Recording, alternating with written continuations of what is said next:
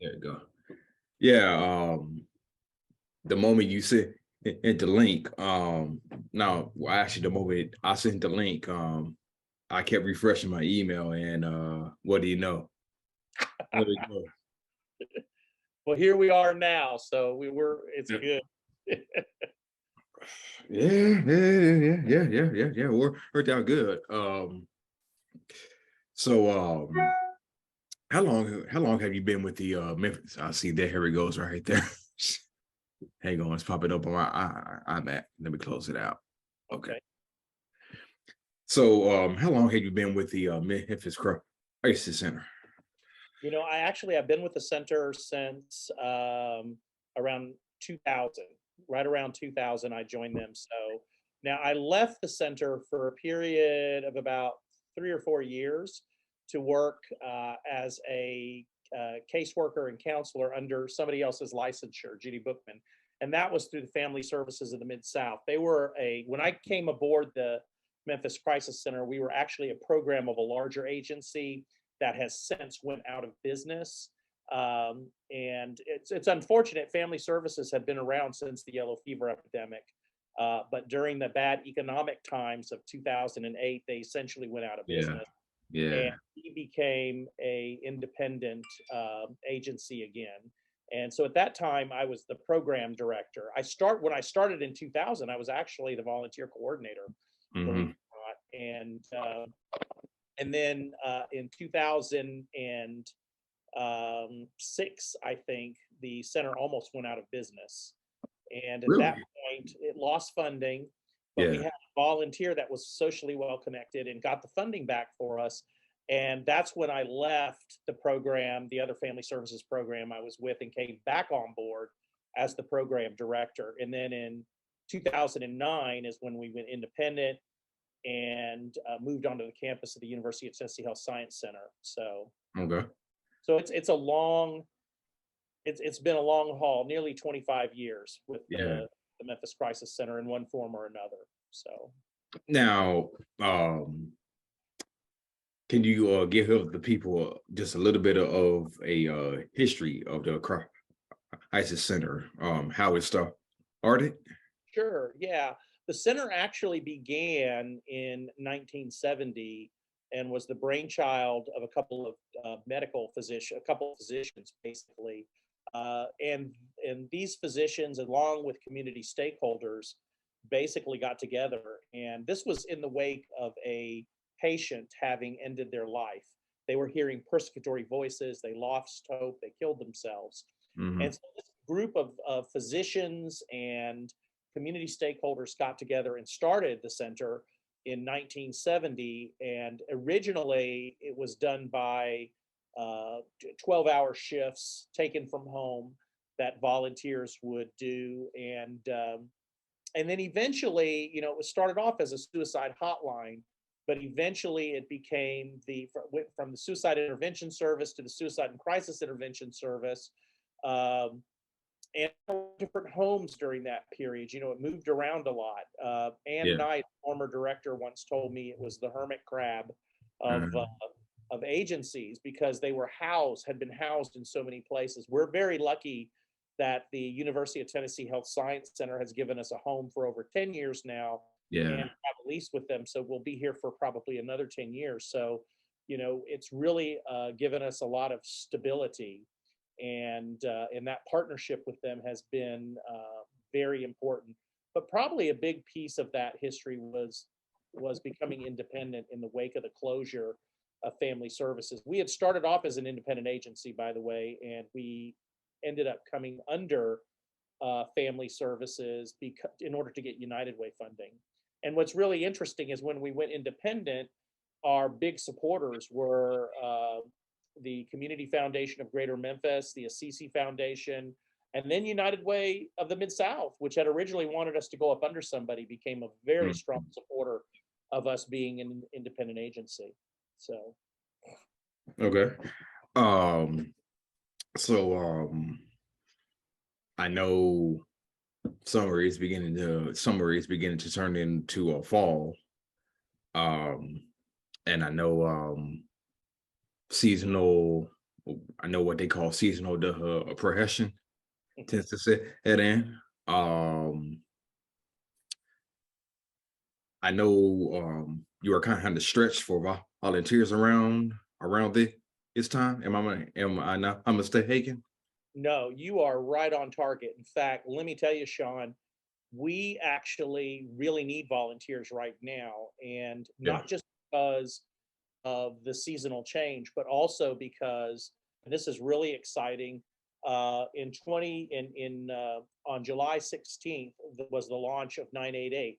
988 is a three-digit mental health number, and it is being implemented through the National Suicide Prevention Lifeline, which we often call NSPL. But National Suicide Prevention Lifeline has about 200 centers across the country. And when people dial 1-800-SUICIDE or 1-800-273-TALK, it routes them to their nearest center. Well, now what's happening is they've basically expanded their mission beyond suicide. It's always been that way, though. I will be honest with you. NSPL calls, National Suicide Prevention Lifeline calls, have always been diverse, in terms of the issues Mhm. that present.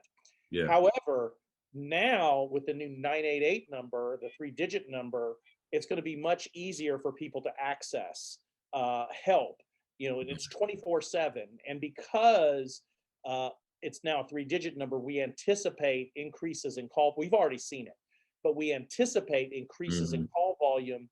And in order to meet that need, we really need the volunteer infrastructure to do that. They Yeah. will actually start seriously marketing 988 in early 2023. So Okay. Okay. definitely need volunteers. And for those that are, maybe have some concerns about volunteering, let me say, and Hmm. because you yourself volunteer, the Hmm. majority of calls that we get are from individuals who really need emotional support services. They Hmm. need empathic listening. They're facing a Mm. life challenge, you Right. know. So the Right. assumption that every call we get is going to be some kind of high risk crisis Yeah. is actually not true. Yeah. But we do provide training. And Mhm. so, you yourself went through that training regimen. So we provide a I training did. for I people. did. Yeah.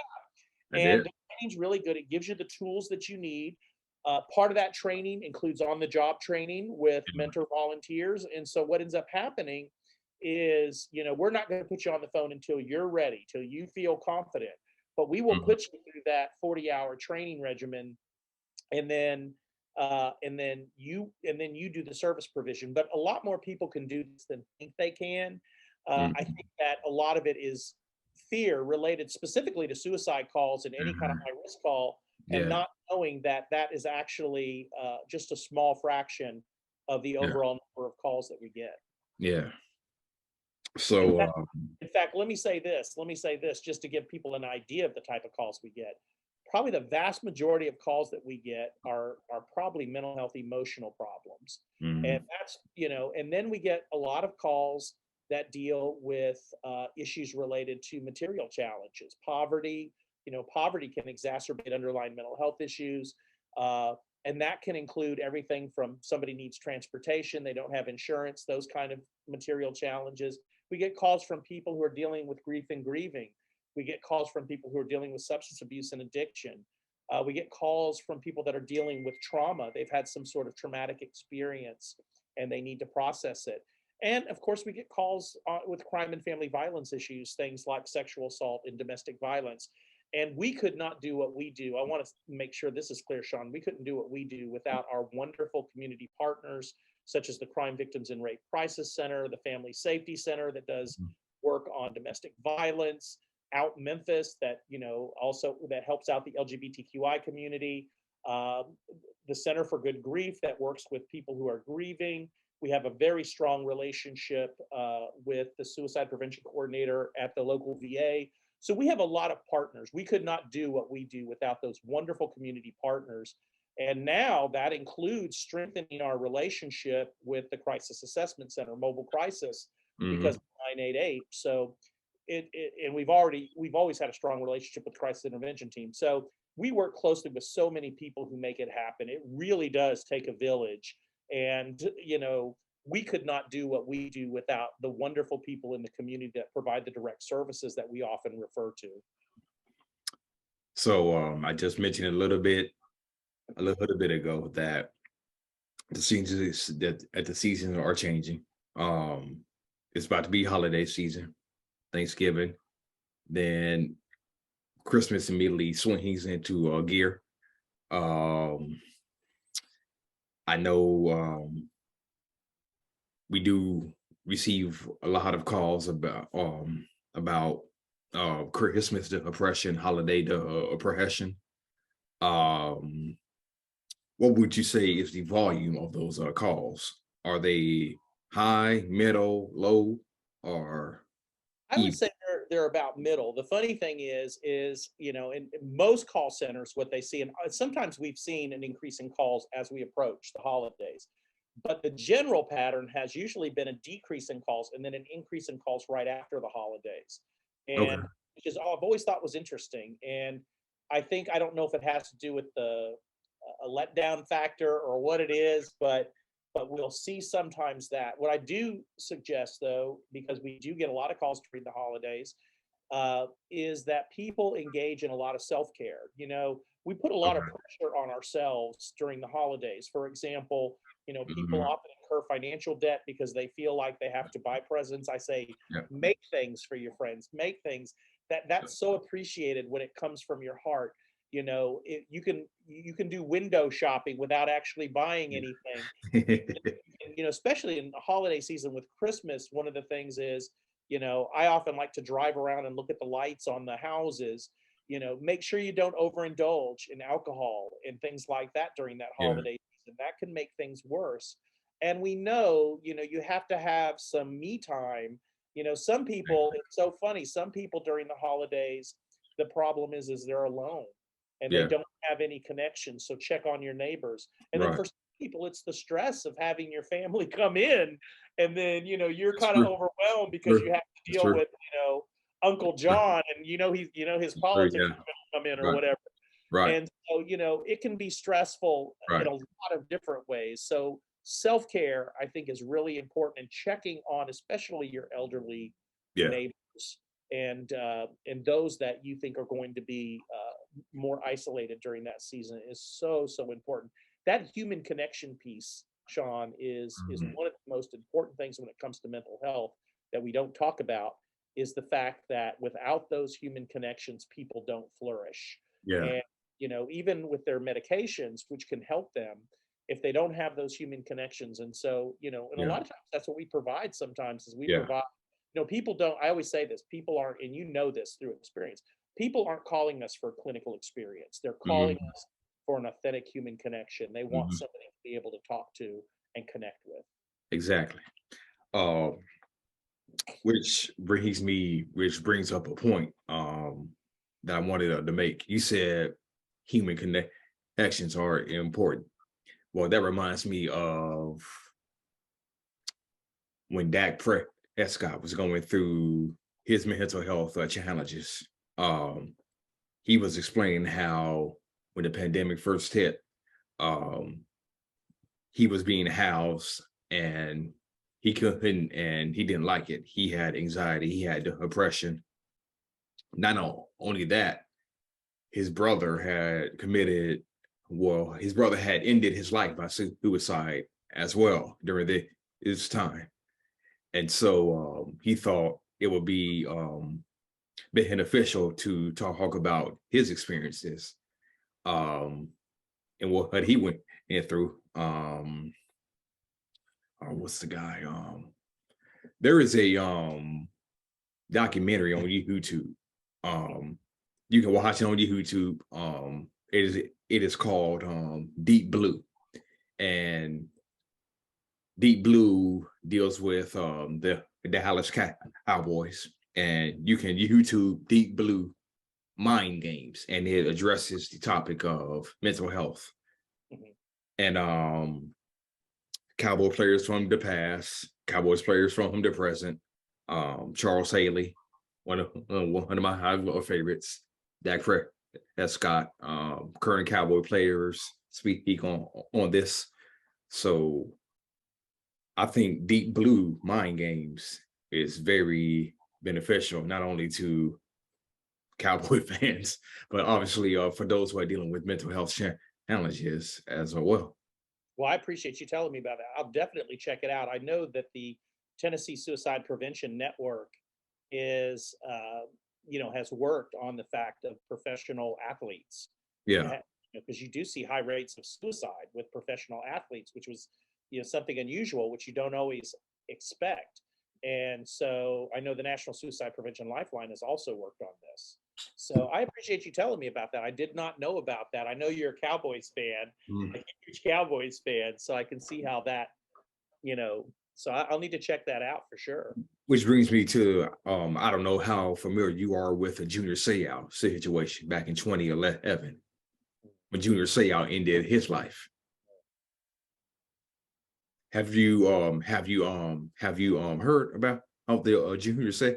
Hey y'all, No, Hall of Fame linebacker hacker. Okay. no, from Okay. 2011, back in 2011, Yeah, no. 20, yeah. Yeah, he was drafted in 1990, played about 16 years. And he ended his life by suicide. Um, you may not know this, but Deion Sanders, prime time, ran his car off a cliff. Oh my goodness. Yeah, he ran his car off of a cliff. He survived. He survived. So yeah, Well, yeah, I know some of the research that I've heard has to do with the fact that not only the pressures that are on these athletes, but also there might be some issues with concussions and things like that. That can also traumatic brain injury can also play a role in some of those issues, is my understanding. But you yeah, correct me if I'm wrong. yeah. So how would you say how would you say how would you say the mental health of the city of Memphis? How do you say what would you say that's like?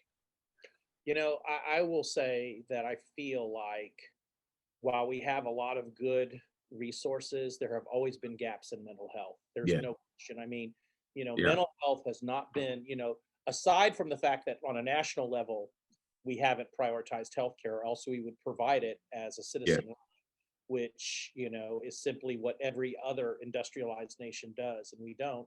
But also, we have not prioritized mental health. Now, there are a lot of great things in Memphis, though. We mm, innovated the crisis intervention team that started here, working with mhm, police officers. We've all seen yeah, very scary videos online where officers escalate situations with mental health consumers. And at least here in Memphis, we have a CIT program that started here called the Memphis Model. yeah, Uh, we also have in Tennessee a very robust crisis continuum of care, which mhm, includes, not only the Memphis Crisis Center as, the local affiliate of the National Suicide Prevention Lifeline and now the Frontline Center for 988, but also includes the CIT that I just mentioned, which is not just in the Memphis Police Department, by the way, it's in the Shelby County Sheriff's Office. It's in the surrounding areas such as Bartlett, Millington, Whitehaven, Germantown, Millington. Also, we have the Crisis Assessment Center, which is run by Alliance Healthcare, and they do a mobile crisis. They run the mobile crisis, and they also have a crisis stabilization unit, so they can go out and they can assess if people need somebody to come out and do an assessment. These are free services. And then we also have for children and youth, we have what's known as specialized crisis services, and ours is run out of youth villages, and they have pro bono contracts with local private mental health hospitals such as Lakeside. So we have some very robust crisis services in our community. But that's one of the things that kind of tells you that we need to prioritize mental health, is because we respond to a crisis. And what we mhm, want to do is provide those services that can help keep people from becoming acute and help behaviors that may become life threatening uh, further downstream before it gets to that point. And so, the other challenge in Memphis is poverty is a major challenge in Memphis. mhm, There's no question. And I say this all the time: poverty exacerbates underlying mental health issues. If you don't have access to some of your basic necessities, if you don't have financial stability, if you don't have uh, ready means of transportation to get to your doctor's appointments and these kind of things, this creates all sorts of issues for an individual. And so, again, these are real challenges. And this has become more challenging over the past 3 years under COVID because we've Mhm. seen, one, there is, of course, just the impact of the pandemic itself. That is, people have, many of us know or have family members that we have lost to COVID at this point. So we know people, either we know people who know people, but we know about these losses. Also, we know that the pandemic has a social impact in terms of people losing their jobs, people having to socially isolate, and the problems that entails. And then there is a huge economic impact to COVID, uh, Mhm. where people have been laid off and those sorts of things. And then we put in that mix the political instability that we have seen in our Mhm. country right now. And to me, I call it the triumvirate. We've got the pandemic, we've got the economic, problems of Main Street, and then we've Mhm. also got this political uncertainty. And you combine all of these things together, and it creates a lot of stress for individuals. That's the main reason why I don't watch the news. Period. Mhm. Period. Well, I that can't can be a remember the healthy last, choice for some folks to I just can't remember the last time I've turned on my TV. I can't even remember the last time I turned on my TV. Now that's about to change because football season is here. right. But other than that, I can't remember the last time I even turned on my TV. It's been months. It's been You know, months, fasting several months. Yeah, news fasting can actually at times be healthy for people yeah. because though that can be something that adds, it adds additional stress, even though those things are often out of our control. Just knowing about them can add additional stress. So there are people for their mental health at times go through periods of what I call news fasting, where you Mm. fast from any news to kind of build your reserves. Yeah. So I cannot remember the last time I watched the news. I seriously can't remember. yeah. I seriously can't. I seriously can't remember. I know school has just started. Um, a lot of teenagers, kids going back to school. And I think schools have a bet done a better job of anti-bullying. Can't remember what his school I read. I read a banner said be a buddy, not a be a buddy, not a bully. Mhm. Um, I was made fun of in high school because I always didn't have my two front teeth, believe it or not. And so they would call me old grandpa. But I've seen you have a really powerful story, and I want to encourage so anybody out there who has not heard Sean's story that it is online. And what is the title of the documentary again? unpaved roads. It is Yeah. actually on my YouTube channel. It's on my YouTube page. Unpaved roads. Um, so kids are going back to school, social media. Um, I think one of the things that Hank Prescott said in the Deep Blue documentary that was profound was um, compare yourself to yourself. Um, I know some people say when they see the the whole story's not being told on social media. Right. People are Uh, marketing themselves on social media, and so um, they present their best selves. And so we yeah. tend to look at that and we think, oh, my life is not as good. So, yes, it's a marketing tool. See, most people will either get jealous, get upset, but for me, it was kind of the opposite. I would get sad. I would get sad and I would get down on myself. I would get sad and I would get down on myself. So I don't look at social media as often as I used to. Um, because I know if I do, I'm probably going to compare myself to this person, to his person, his person. Um, do you think social media plays a role in mental health challenges, depression, anxiety? Yes, undoubtedly. In fact, when you look at how a lot of the social media was set up, it was set up in some ways to mimic the impact you get when you gamble. I don't know if you're familiar with those one-armed bandits, where it comes up Yeah, 10, yeah, yeah. Yep, 11, yep. and every time Yeah. you pull that lever, you get a hit of dopamine. There, And yeah, yeah. so, the social media is set up in a very similar way. On Instagram, you get a heart, or you get a thumbs up on Facebook, or Yeah. whatever on Twitter. Basically these media things are set up in a way that they kind of hijack your brain to some degree. With these dopamine hits that you're Yeah. trying to wheedle out of them.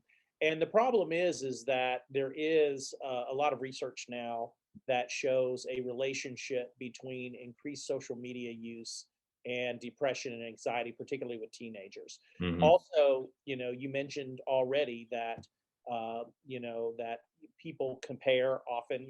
They see, especially with young people, may see what's going on with their friends, Mhm. think that things, or the Mhm. bullying that you mentioned often can take place on social media. It can create Uh-huh. unrealistic expectations in young Uh-huh. people. Now, that being said, I do want to say that there are some online resources for people who are struggling too. I don't want them to Yeah. lose sight of that. And for young people,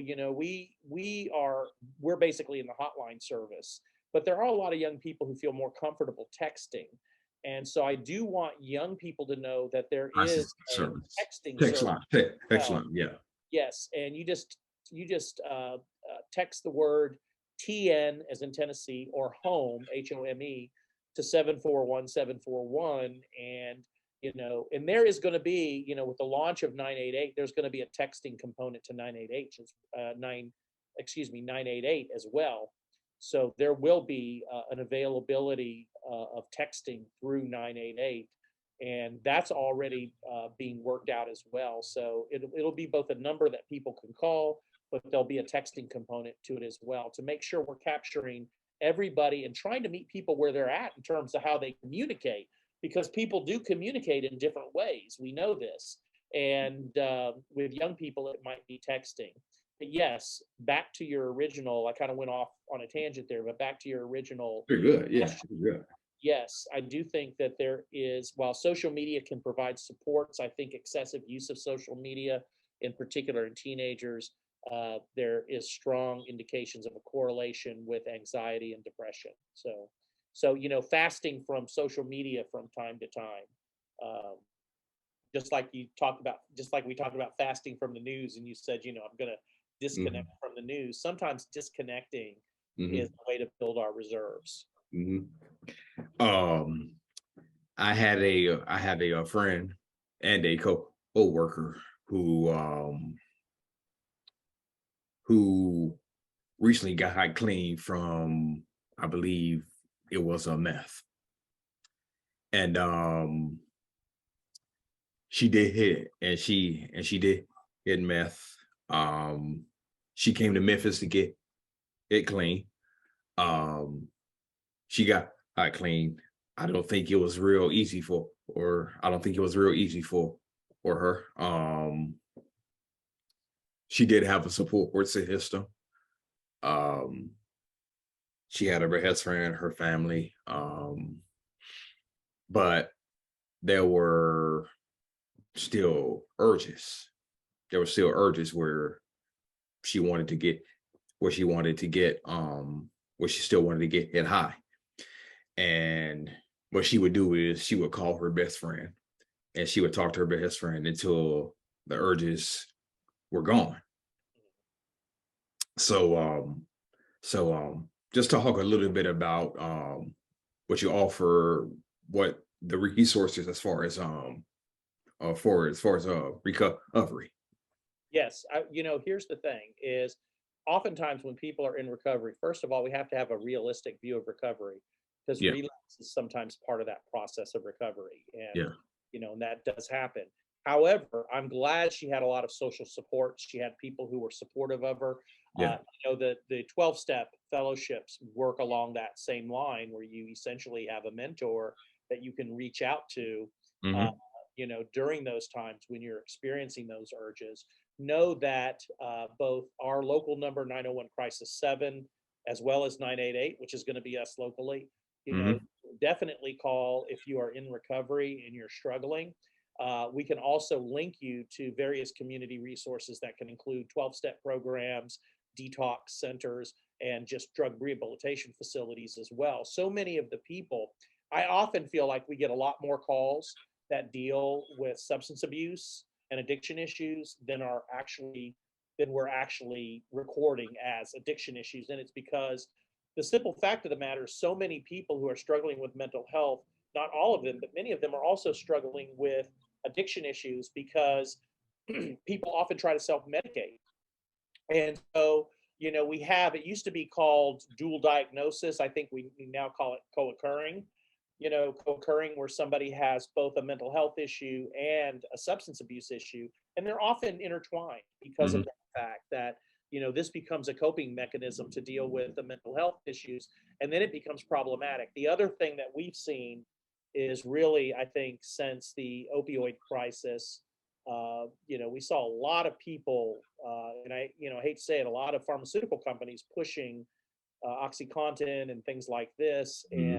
and and and saying these were narcotics that were not addictive, and Yeah. so we saw a huge expanded group of individuals who became addicted because maybe they were in a car accident or maybe they hurt their back at work or something like that and got on these medications Yeah. and then ended up when that dried up, they put them on higher doses or they turned to the street. And we do know that there is a real problem, in particular in Memphis, with heroin addiction. So that's another thing, along with meth. You mentioned meth. I think so many of us have been personally touched about with heroin addiction as well and opiate addiction, just knowing people who have been impacted.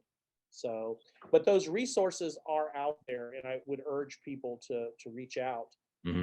Even if you're reaching out to the hotline, there are other wonderful ways to access resources. There's 211 where people can get information about the various programs. So, LINC. Yeah. yeah, yes, LINC link the library program 211 where people can get information. So, maybe they don't have insurance and they're worried, well, how can I get any kind of help? And then they can help navigate that for you. So there's a lot of places to get information, but definitely, anybody in recovery is welcome to call 988, 901 Crisis 7, 1-800 Hmm. Suicide. Any of those numbers are going to come to us locally and we can help you find resources to help you cope in the long term. Okay. I mean, his point, right? I mean, this point right here. Um, no, not all recovery has to do with like drugs, alcohol, or something like that. In my case, it was an addiction to porno. Okay. Mhm. And I'm about to be really transparent right here. It's okay. Be really transparent right here. I loved looking at lesbian action. Okay. Mhm. I love looking at lesbian action. Okay. Now I looked at man, woman too, but lesbian action was the thing that I loved the most. I liked it. I loved it. Okay. Um, the first time I was exposed to porno was I was around 10 years old. I was around 10 years old when I was first exposed to it. And it didn't immediately start in the addiction. It didn't immediately start an addiction, but it eventually slowly morphed into something. Um, by the time I was in the eighth grade, I was a full blown porno addict. Eighth grade, eighth Right. grade. Um, it wasn't until I got into my 30s, my early 30s. I'm 36 now. It wasn't until I got into my early 30s where I said, this is boring. This is boring. Everybody has their own recovery. Now everybody has their own way of recovery, but recovery can be weird. Some people have the ability to quit smoking cold turkey. They have the willpower. For me, it just got to the point where it said, it's boring. It just got boring for me. It basically got boring for me. And that's when the slow recovery started. I'm still in recovery because it's not so much of me looking at it with my eyes. It's so much thinking about it right here. Mhm. Yeah. Think about it right here. Yeah. So that's the challenge. So that's an everyday challenge for me. So that's the everyday challenge for me. What I try how to do is I just try how to remember what got high thinking's about all that. I remember Well, what let me just say this, I don't think we take behavioral addictions seriously enough. yeah. And, and it can, probably one of the people that you're probably familiar with is Dr. Ken Tullis, who, Heard of him, yeah. came up with the idea of suicide addiction, and talked about the Yeah. 12-step program, Suicide Anonymous. He started that, but he was also addicted to medications. He was a sex addict. He had a total of 8 suicide attempts, I think. Hmm. And so we don't always look at behaviors as addictive, but they can be for the same reason that we were talking about social media, which is, Hmm.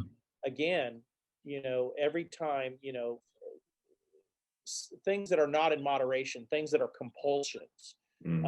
such as gambling addiction, sex Hmm. addiction, social media addiction. These things do create, they change the architecture of your brain because, Hmm. again, every time you reach for that particular thing, whether it's gambling, whether it's sex addiction, whether it's an addiction to pornography, whatever it is, it releases those internal chemicals. Again, you're getting a hit from that, and you can become addicted to those things. Like I said, he has a theory called suicide addiction, and it's a controversial idea, but it makes sense that people become addicted to the thought of suicide.